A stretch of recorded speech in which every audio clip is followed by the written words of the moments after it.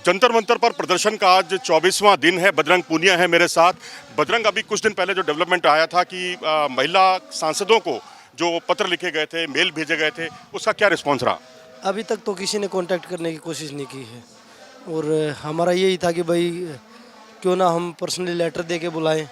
हमने किसी को भी लेटर दे के या फ़ोन करके नहीं बुलाया था, लेकिन जितने भी महिला सांसद थे जो रूलिंग पार्टी में हैं, तो उनको हमने पर्सनली लेटर दिया कि भाई क्योंकि महिलाओं का ये बेटियों की लड़ाई है, तो इसलिए हमने लेटर दिया कि भाई आप लोग आइए और बेटियों का दर्द आप, क्योंकि वो खुद महिला है, वो ज़्यादा समझ सकती हैं। इस विरोध प्रदर्शन को अंतर्राष्ट्रीय तेवर देने की कोशिश की जा रही है, ग्लोबल करने की कोशिश की जा रही है, जबकि बजरंग पूनिया का नाम इंडिया के नाम से जाना जाता है।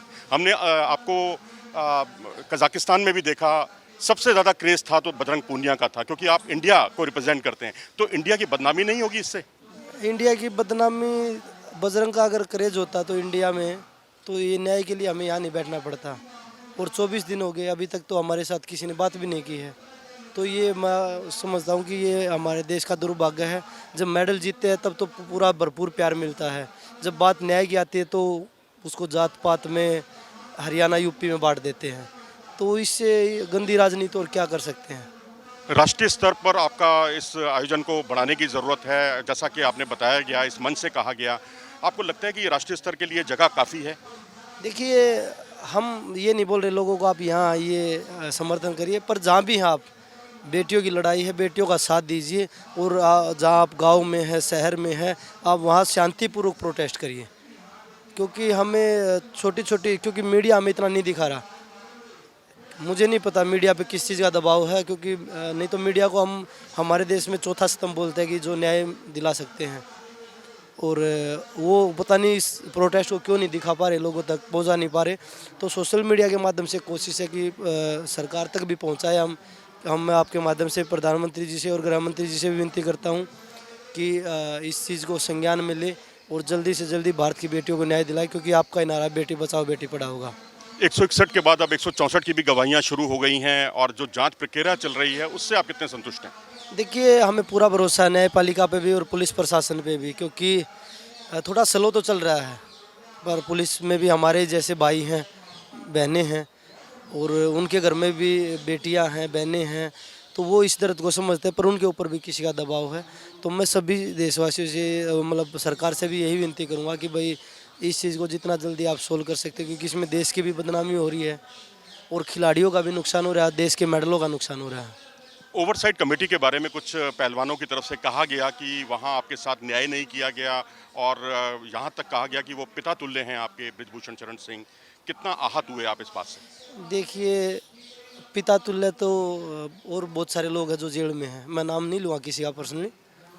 और जिस चीज़ के लिए एलिगेशन लगे आप उसमें निकालिए, ना कि उसको पिता बनाइए किसी का।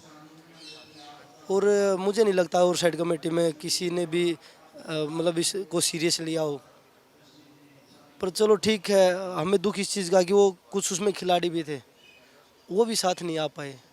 तो ऐसी कौन सी इतनी कुर्सी प्यारी होगी कि भाई वो खिलाड़ियों के जो खेल ने सब कुछ दिया और वो खेल को ही भूल गए। योगेश्वर दत्त की तरफ आपका इशारा है? देखिए, मैं नाम नहीं लूँगा किसी का पर्सनली, और पर जो भी चीज़ें उनका आपस में भी मतभेद है, वो आपस में भी एक साथ नहीं है, उनके अलग अलग बयान आ रहे हैं। तो वो खुद आपस में तालमेल नहीं है, तो वो हमारे साथ क्या न्याय करेंगे। आईओए की एडॉक कमेटी ने कहा है कि अगले हफ्ते जो है चुनावों की अधिसूचना जारी हो जाएगी, डब्ल्यूएफआई की, जो 45 दिनों में चुनाव होने हैं।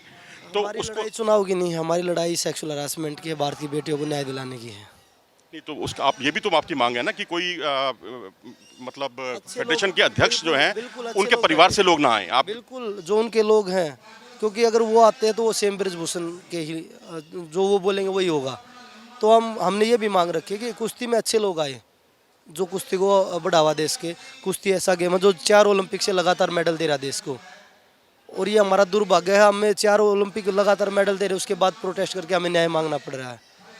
चलिए, हम उम्मीद करते हैं आपके साथ न्याय हो। और ये थे बजरंग पूनिया, जिनका साफ तौर पर कहना था कि मीडिया से जितना सहयोग उन्हें मिलना चाहिए उतना नहीं मिल पा रहा, लेकिन वो उम्मीद करते हैं कि वो सहयोग ज़रूर मिलेगा। और साथ ही उन्होंने कहा कि फेडरेशन के जो अध्यक्ष हैं उन्होंने, हमारी लड़ाई उनसे है, तमाम इन सब बातों में, इधर उधर की बातों में हमारा कोई इंटरेस्ट नहीं है, चुनावों में हमारी कोई रुचि नहीं है, बस साफ सुथरी छवि का व्यक्ति आना चाहिए।